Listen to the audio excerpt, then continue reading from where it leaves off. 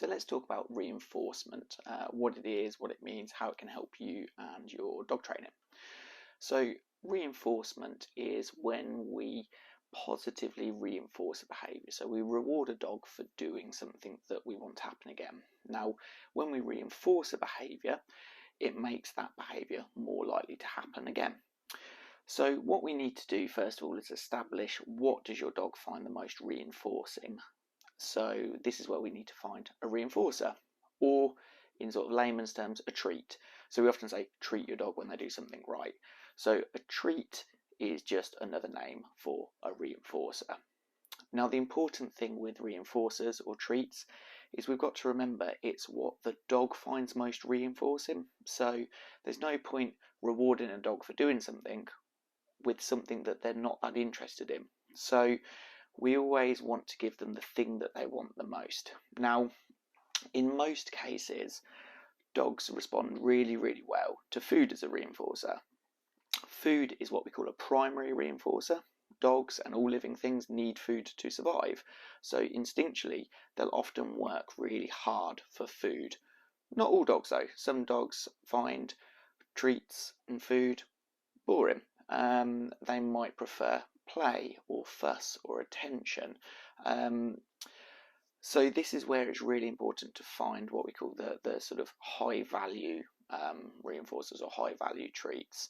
So when we talk about high value, it's something that the dog really, really wants. Because when you're training, especially training a new behaviour or something that's important, you want to have impact with it, it's always best to use the highest value reinforcers as you can. So things like cooked sausage, chicken, cheese are perfect because most dogs love these types of things. You can use like the pre-bought puppy treats or training treats. Word of caution there, personally I don't use them just because there's all kinds of additives in them.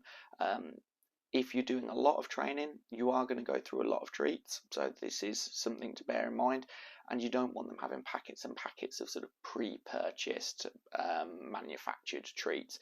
It's far better to use maybe some of their food. You can use their daily meal allowance, so you can use kibble, you can use their food, or you can use bits of ham or cheese. If you are using things like cheese or sausage, cut it up into really small tiny pieces. We're going to be getting lots and lots of repetition, so they only have to be tiny little morsels, just enough to give your dog a taste so they're like, that was really nice, I'm going to do it again. So a question that I often get asked by a lot of people is, well, if you're doing a lot of training, aren't your dogs going to get fat if they're eating lots of stuff? Going back to the point I've just made, you don't have to give them their meals and treats on top. So the treats, if it's in the way of food, doesn't have to be extra. It could be part of their meal allowance. So if you know you're going to be doing lots of training one day particularly, cut down their meals, the amount that we're giving them in the evening, or use some of their food. So if your dog's kibble fed, for example, take a handful of their kibble out of their meal allowance and use that to do their training with. Even better, don't feed them in a bowl at all. Train with their food throughout the day. So by the end of the day, they've had as much as they normally would have plonked in a bowl in front of them, but we've used it during training and play. Much more rewarding and reinforcing for your dogs. They find that much more stimulating, but that's a completely different note. So yeah, really important to find the right level of reinforcement or reinforcers for our dogs. Because like I say, some dogs, it might be play, it might be fun, it might be fuss and attention. That's absolutely fine. Now, if we're using positive reinforcement, so this is basically where the dog does something we want and we positively reinforce it. So don't think of positive as in good or bad. It's positive as in plus or minus, like maths. So when the dog does something we want them to do or that we like, we're going to add something that they like. So if we're using food as our reinforcer or our treats, they do something we want, we give them a treat for it. If we reinforce a behaviour, that behaviour is more likely to happen again in the future. I always think of it as a human example. If you go into a shop and you walk up to an aisle, so you're in a supermarket, there's an aisle and there's loads of different coloured boxes.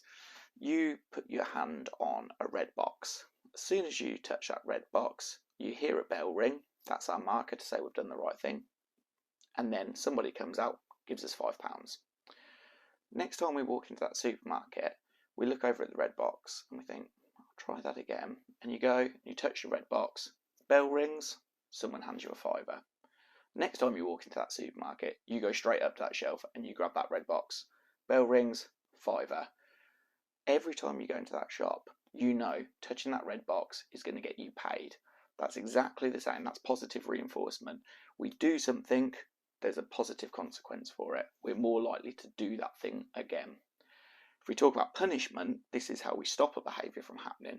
If every time I walked into that supermarket and I touched that red box, I got an electric shock, it'd soon stop me touching that red box.